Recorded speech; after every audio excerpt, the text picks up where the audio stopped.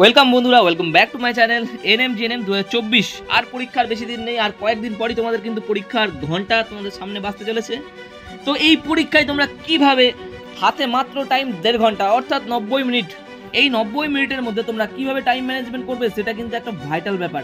তো চলো আজকে আমরা সেটাই আলোচনা করব যে তোমরা এই 90 মিনিট টাইমটাকে কিভাবে কাজে লাগাবে, অর্থাৎ কোন প্রশ্নের অ্যান্সার কতক্ষণ দেবে, টোটাল আমরা কিন্তু আজকে ডিটেলসে ডিসকাস করব। চলো শুরু করা যাক। চ্যানেলে যদি নতুন হয়ে থাকো তো চ্যানেলটিকে অবশ্যই সাবস্ক্রাইব করে দেবে এবং পাশে থাকা বেল আইকনটিকে ক্লিক করে দেবে এবং ভিডিওটা বন্ধুদের সাথে শেয়ার করে দেবে, কারণ এই ভিডিওটা তোমাদের কিন্তু অনেক হেল্পফুল হয় পরীক্ষায়। কারণ পরীক্ষায় একটা time management is vital important. তুমি যত না স্কোর করতে পারবে সেটার থেকে বড় কথা টাইম ম্যানেজমেন্ট করা, মানে টাইম ম্যানেজমেন্ট একটা খুবই গুরুত্বপূর্ণ জিনিস। কারণ তোমরা এটা ভেবে দেখবে, টাইম ম্যানেজমেন্ট যদি তুমি না করতে পারো, এরকম অনেক পরীক্ষার্থীকে আমি দেখেছি লাস্ট 2-3 বছরে অ্যান্সার জানে, অ্যান্সার করতে পারবে, কিন্তু টাইমের অভাব, অর্থাৎ টাইমের অভাবে অ্যান্সারটা করতে পারেনি, অ্যান্সারটা ছুটেই গেছে। মানে বা এরকমও দেখেছি অ্যান্সার করেছে কিন্তু অ্যান্সারটা যে গোল করবে ওএমআর সিটে সেটা করার টাইম পাইনি। কেন? এই টাইম ম্যানেজমেন্ট। তো সুতরাং এই ভিডিওটা একদম শেষ অবধি দেখবে, প্রত্যেকটা লাইন ইম্পর্টেন্ট, ঠিক আছে? কেউ কিন্তু মিস করবে না, কারণ আর কয়েকদিন পরে যেহেতু তোমাদের এক্সাম, তো এক্সামে কিন্তু এই ট্রিক্সটা খুবই কাজে লাগবে। আর যেটা একটা ইম্পর্টেন্ট ট্রিক্স দিচ্ছি, সেই ট্রিক্সটা কিন্তু যদি তুমি ফলো করো তাহলে কিন্তু অনেকটা টাইম ম্যানেজ করতে পারবে এবং পরীক্ষায় ভালো স্কোর করতে পারবে। সেই ট্রিক্সটা কিন্তু একদম আমি ভিডিওর শেষে বলেছি, তো ভিডিওটা একদম মন দিয়ে দেখো। চলো প্রথমে তো তাহলে বলবো ফার্স্ট রাউন্ড। হ্যাঁ, ফার্স্ট রাউন্ডে দেখো, তোমরা তো সকলেই জানো যেহেতু নাম্বার কত আছে, 100 নাম্বার, 115 এক্সাম হয়। 115 এক্সামের মধ্যে ফার্স্ট টাইম বলবো লাইফ সায়েন্সটা তোমরা প্রথমে অ্যাটেন্ড করবে, ঠিক আছে? লাইফ সায়েন্সটা কিন্তু তোমরা প্রথমে অ্যাটেন্ড করতে যাবে। প্রথমে তোমরা পার্টভাবে করবে। প্রথমে লাইফ সায়েন্স করলে, ঠিক আছে? লাইফ সায়েন্স করার পর তারপর তোমরা ফিজিক্যাল সায়েন্স করলে, কারণ এই দুটোই কিন্তু ভাইটাল। কারণ লাইফ সায়েন্স আর ফিজিক্যাল সায়েন্স থেকে কত নাম্বার আছে? 50 আর 25। ফিজিক্যাল সায়েন্সে তোমরা জানো 25 নাম্বার, আর লাইফ সায়েন্সে কত? 50। এই দুটো মিলিয়েই তো 75 নাম্বার আছে। তো এইটা কিন্তু আমাকে ভালোভাবে করতে হবে। তো এবার দেখো, প্রথমে আমরা তো তুমি পার্ট করতে পারো।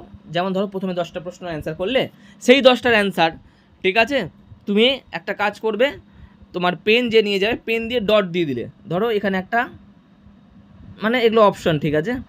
ওএমআর সিট ধরো, কথার কথা, ওএমআর সিটে তুমি কি করলে, একের এই হবে, তো এটা জাস্ট একটা ডট দিয়ে দিলে, হালকা করে একটা ডট, গোল করতে বলছি না কিন্তু, ডট। কেন ডট দিলে? তুমি যদি অ্যান্সারটা চেঞ্জ করতে চাও তো পর চেঞ্জও করতে পারবে, জাস্ট একটা ডট রেখে দেবে, একের এ, বা ধরো 2-এর সি হলো, 2-এর সি এর মাথায় একটা ডট দিয়ে দেবে, ঠিক আছে? তো 10টা করে প্রশ্ন করবে, 10টা করে অ্যান্সার ওএমআর সিটে কিন্তু তুলতে থাকবে, এই প্রসেসটা ফলো করবে, ঠিক আছে? তো এরকম প্রথমে লাইফ সায়েন্স করবে, তারপর ফিজিক্যাল সায়েন্স করবে এবং তারপর জিকে করবে। তো আমি তোমাদেরকে বলবো লাইফ সায়েন্স, ফিজিক্যাল সায়েন্স এবং জিকে টোটাল নাম্বার মোটামুটি ধরে রাখো কত আছে? 75, আর জিকেতে আছে তোমার 10, 85 মার্কস। তোমরা প্রথম 45 থেকে আমি আরও একটু 5 মিনিট দরকার হলে বেশি দিচ্ছি তোমাদের, 50 মিনিট ধরো, ঠিক আছে? আবারও বলছি, 45 থেকে আমি তোমাকে টাইমটা একটু বাড়িয়ে দিচ্ছি। এখানে তোমরা মিনিমাম 50 মিনিট টাইম স্পেন্ড করো। 50 মিনিট টাইম স্পেন্ড করে তোমরা কত অ্যান্সার করতে পারছো? মোটামুটি 85। এবার দেখো 85-এর তো আর অ্যান্সার করতে পারবে না, কারণ কেউই, তোমরা কিন্তু মাথায় রাখবে এখানে 115 কেউ অ্যান্সার করতে পারবে না, কারণ অত স্কোর করা কিন্তু মুখের কথা নয় যে 115 তুমি 115 স্কোর করে দিলে। আমি জাস্ট কথার কথা বলছি, লাইফ সায়েন্স, ফিজিক্যাল সায়েন্স এবং জিকে থেকে থাকে 85 মার্কস। সেই 85 মার্কসের মধ্যে তুমি যতটা অ্যাটেন্ড করতে পারবে, তুমি 85 মার্কসই তো আর পাবে না, হয়তো তুমি 70, 72, 73, তুমি যতটা অ্যান্সার করতে পারবে ততটাই তোমার পক্ষে লাভ।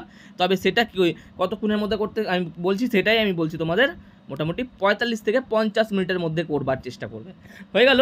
এবার দেখো ম্যাথের পিছনে আমি একটু টাইমটা বেশি দিয়েছি, কারণ ম্যাথ করতে টাইম লাগে। তবে আমি বলবো ম্যাথে যদি বেশি টাইম লাগে তো ম্যাথে কিন্তু টাইম নষ্ট করবে না।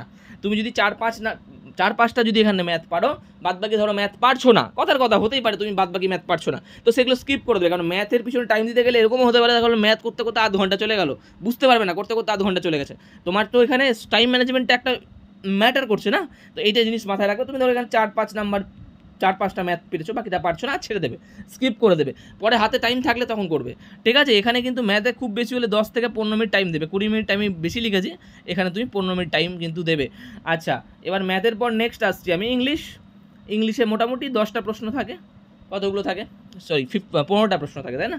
15টা প্রশ্নের মধ্যে তুমি খুব বেশি হলে 10 মিনিট, কারণ ইংলিশে তো ভাবাভাবির কিছু নেই, যেগুলো জানা থাকে অবশ্যই পারবে, যেমন ভয়েস চেঞ্জ যে আর্টিকেল প্রিপোজিশন, এগুলো জানা থাকলে সঙ্গে সঙ্গে অ্যান্সার করতে পারবে, এগুলো তোমার ক্যালকুলেশনের কোনো ব্যাপার নেই ম্যাথের মতো। আর রিজনিং মোটামুটি একটু ভালো স্কোর করো, মানে একটু দেখলেই কিন্তু পেরে যাবে, 4-5 ফুল মার্কস পাওয়া কোনো মানে আলাদা কিছু ব্যাপার না। এখানে খুব বেশি হলে 5 মিনিট দেবে, তার বেশি টাইম দেবে না। তাহলে কি হলো, টোটাল কত মিনিট টাইম তুমি দিলে? 80 মিনিট টাইম কিন্তু তুমি স্পেন্ড করছো, 80 থেকে 85 মিনিট টাইম তুমি এখানে। দেখো এবার হাতে যে আমার 10 মিনিট টাইম থাকছে শেষে, সেই টাইমটা আমি কিসেতে কাজে লাগবো? সেখানে আমি করব ডাউট ক্লিয়ার। মানে কি, আমার যেগুলো ধরো ডাউট আছে, মানে মনে হবে যে না এটা অ্যান্সার আমি পারছি, তাকে বলা হয় ডাউট ক্লিয়ার। তো এই জিনিসগুলো কিন্তু ওই শেষের 10 মিনিট করবে। আর বারবার বলছি, কারোর সাথে কিন্তু কোনো ডিসকাশন বলবে না, কোনো কথা বলবে না, এই যে মাথায় রাখবে। ধরো তুমি পরীক্ষা দিচ্ছ, পাশের দেখে অ্যান্সার করছো, এগুলো কিন্তু করতে যাবে না, টাইম নষ্ট হবে। ডাউট ক্লিয়ার, যে তোমার যেগুলো পারোনি, ডাউট আছে, সেগুলো অ্যান্সার করার চেষ্টা করবে। আর একটা কথা বলি, ক্যাটাগরি 1 যেগুলো কনফার্ম, ঠিক আছে, সেগুলোই অ্যান্সার করবে। যেগুলো কনফার্ম না সেগুলো অ্যান্সার করলে কিন্তু নেগেটিভ মার্কিংয়ের জন্য তুমি স্কোর পিছিয়ে যাবে। আর একটা কথা বলি, ক্যাটাগরি 2 এর যে প্রশ্নগুলো, ক্যাটাগরি 2 এর সব প্রশ্ন অ্যাটেন্ড করবে, কারণ এখানে কিন্তু কোনো নেগেটিভ মার্কস নেই, ঠিক আছে। অ্যান্সার যদি তুমি সঠিক করতে পারো তাহলে ফুল মার্কস পাবে, অথবা পার্ট মার্ক আছে, মানে পার্ট মার্কিং, অর্থাৎ 0.5 বা 1 বা 1.5 বা ফুল মার্কস 2 পেতে পারো, কিন্তু এখানে কিন্তু কোনো নেগেটিভ মার্কিং নেই। তো সেক্ষেত্রে ফিজিক্যাল সায়েন্স বা লাইফ সায়েন্সের ক্যাটাগরি 2টা সবাই অ্যাটেন্ড করবে, কেউ কিন্তু ছাড়বে না। আচ্ছা, এবার চলো পরবর্তী চলে গেলাম এক্সট্রা ওয়ার্ড, যেটা তোমাদের বলবো। তোমরা কি করবে, বল পেন, ঠিক আছে, বল পেন নিয়ে যাবে ব্ল্যাক কালারের। আচ্ছা, পেন দিয়ে তোমরা কাজটা কী করবে? ধরো তুমি 10টা অ্যান্সার করলে, 10টা অ্যান্সার তোমার হয়ে গেছে করা, তুমি এবার ওএমআর সিটটা তো আছে কি না, ওএমআর সিটে কিন্তু ওই 10টা অ্যান্সার কিন্তু করে নেবে, গোল গোল করে নেবে।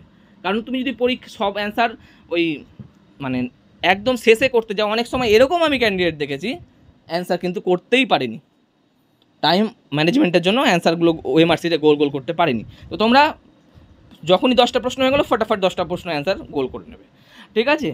এই হচ্ছে ব্যাপার। আর ডকুমেন্ট, আর তোমরা যখন পরীক্ষায় দিয়ে যাবে, তো কিছু ডকুমেন্টস, যেমন তোমার ভ্যালিড আধার কার্ড বা পাসপোর্ট সাইজ ছবি 1 কপি, এগুলো কিন্তু বলে দেওয়া আছে অ্যাডমিট কার্ডে, তোমরা একটু দেখে নিও, এগুলো কিন্তু অবশ্যই ক্যারি করে নিয়ে যাবে, এগুলো কিন্তু খুবই ইম্পর্টেন্ট। তারপর চলো এবার তোমাদেরকে আমি বলবো র্যাঙ্ক স্কোর, ঠিক আছে। র্যাঙ্ক আর স্কোরটা কী স্যার? র্যাঙ্ক আর স্কোরটা আমি তোমাদের এটা বলে দিচ্ছি। দেখো, পরীক্ষার প্রশ্ন যদি খুব টাফ হয়ে যায়, ঠিক আছে, তবে এটা মাথায় রাখবে, ঘাবড়িয়ে যেও না পরীক্ষা হলে। যদি ঘাবড়ে যাও তাহলে কিন্তু তোমার মানে ঘাবড়ানোর জন্য অ্যান্সার করতে পারবে না, তখন কিন্তু অনেকের থেকে পিছিয়ে যাবে। যদি পরীক্ষায় প্রশ্ন হার্ড হয়, মাথায় রাখবে প্রশ্নটা কিন্তু একার হার্ড হয়নি, ওটা ওয়েস্ট বেঙ্গলেরই হার্ড হয়েছে। সেক্ষেত্রে কি কাট অফ নর্মাল থাকবে, মানে খুব কাট অফ যে হাই যাবে তা না, বরঞ্চ কাট অফ কমেও যেতে পারে, ঠিক আছে। আর যদি প্রশ্ন সোজা হয়, তাহলে কিন্তু যতটা পারবে অ্যান্সার অ্যাটেন্ড করার চেষ্টা করবে, কারণ প্রশ্ন সোজা হলে মাথায় রাখবে কাট অফটা কিন্তু 2-3 নাম্বার প্রিভিয়াস ইয়ারের থেকে কিন্তু বেড়ে যেতে পারে, অস্বাভাবিকের কিছু নেই, ঠিক আছে। তো কাট অফটা ডিপেন্ড করছে পরীক্ষার্থীদের উপর, কতজন পরীক্ষার্থী অ্যাটেন্ড করছে এবং পরীক্ষার প্রশ্ন কেমন হচ্ছে। তবে আমি বলছি, যদি সোজা আসে তো কোনো ব্যাপার নেই, তা তো পজিটিভ প্লাস পয়েন্ট। বাট যদি টাফ চলে আসছে তখন ঘাবড়াবে না, কারণ তুমি এটা ভাবতে যেও না যে আমি পাচ্ছি না মানে হয়তো সবাই পেরে যাচ্ছে, এটা না, তুমি পারছো না মানে তারাও পারছে না, ঠিক আছে। এই হচ্ছে বিষয়। আর স্কোর মানে দেখো, স্কোর হচ্ছে এটাই যে তুমি মানে যতটা অ্যান্সার করে আসতে পারবে, যত নেগেটিভ মার্কিং অ্যাভয়েড করতে পারবে, লাভটা তোমার হবে। কারণ এখানে 1 নাম্বারের জন্য, 0.5 নাম্বারের জন্য আগেরবার গভর্নমেন্টে চান্স পায়নি, এরকম ক্যান্ডিডেটও আমার কাছে আছে। তো সেক্ষেত্রে যতটা পারবে নেগেটিভ মার্কিং যেন না হয়, সেই দিকটা কিন্তু নজর দেবে, ঠিক আছে। এবার চলো আর একটা ইম্পর্টেন্ট জিনিস বলবো, স্টুডেন্ট জোন, ঠিক আছে। এখানে কিন্তু 3 ক্যাটাগরির স্টুডেন্ট আমরা দেখতে পাবো। এক ক্যাটাগরির স্টুডেন্ট হচ্ছে extra ordinary student. Extra ordinary মানে কি স্যার? মানে এই ক্যাটাগরির স্টুডেন্টরা কিন্তু দেখবে 1 থেকে 400, 500 বা 1000-এর মধ্যে র্যাঙ্ক রাখবে। এরা কিন্তু এদের প্রিপারেশন খুবই ভালো, এরা হয়তো সারা বছর প্রিপারেশন করেছে, 10-12 অনেকবার মক টেস্ট দিয়েছে, মানে এদের রিভাইজ করে একদম ফুল প্রিপেয়ার হয়ে পরীক্ষা দিতে যাচ্ছে, এদেরকে বলে এক্সট্রা অর্ডিনারি। এদের টার্গেট সবসময় থাকে যে না 115-র মধ্যে কীভাবে আমি 110, 100+ স্কোর করার চেষ্টা করব, এদের টার্গেট থাকে। আর কিছু স্টুডেন্ট থাকে মিডিওকর, যাদের টার্গেট থাকে কেমন, বা তাদের টার্গেট থাকে না আমাকে মোটামুটি 100-র কাছাকাছি নিয়ে যেতে হবে। এবার 100 কাছাকাছি টার্গেট করছে মানে যে সে 100 পাবে তা নয়, সে হয়তো 80, 85, 90 পেলো, তারা মিডিওকর টাইপের স্টুডেন্ট। আর আরেকটা টাইপের স্টুডেন্ট হয় উইক বা আনপ্রিপেয়ার, ধরো জাস্ট ফর্ম ফিল আপ করেছে, পরীক্ষা দিতে এসছে, তাদের টার্গেট থাকে কেমন, তাদের মিনিমাম 70, 75 এরকম স্কোর টার্গেট থাকে। তা আমি তোমাদেরকে একটা কথাই বলবো, যাই করো না কেন, তোমাকে যদি গভর্নমেন্টে একটা সিট পেতে হয় তোমার টার্গেট কিন্তু এই 75 থাকবেই, কারণ বলা যাচ্ছে না, কাট অফ কিন্তু বেড়েও যেতে পারে।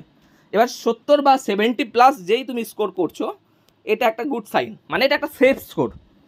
তারপর বাকিগুলো ডিপেন্ড করছে পরীক্ষার প্রশ্ন কেমন আসছে সেগুলোর উপর। একটা আপাতত তো তোমরা কিন্তু যতটা পারো মিনিমাম 60 বা 70+ স্কোর করার চেষ্টা করবে। তার নিচে থাকলে কিন্তু সেফ স্কোর নাই, হয়তো হয়েও যেতে পারে। SC category, ST category, PW বহু ক্যাটাগরিতে পেয়ে যাবে, কম মার্কসেও পেয়ে যাবে। তো সেগুলো আমার আলোচ্য বিষয় নেই। আমার এখন মোটিভেশন করার উদ্দেশ্য একটাই, তোমাদের সবাইকে বলছি, এসসি হোক, এসটি হোক, জেনারেল হোক, সিডি হোক, পিডাব্লিউডি হোক, যে কোনো ক্যান্ডিডেট, ওবিসি হোক, সবারই একটাই উদ্দেশ্য থাকবে, না স্কোর 70+ কিন্তু করতে হবে। ঠিক আছে? আর ভিডিওটা যদি ভালো লেগে থাকে বন্ধুদের সাথে শেয়ার করে দিও, চ্যানেলটা সাবস্ক্রাইব করে নিও। থ্যাংক ইউ, দেখা হচ্ছে আবার পরবর্তী ভিডিওতে।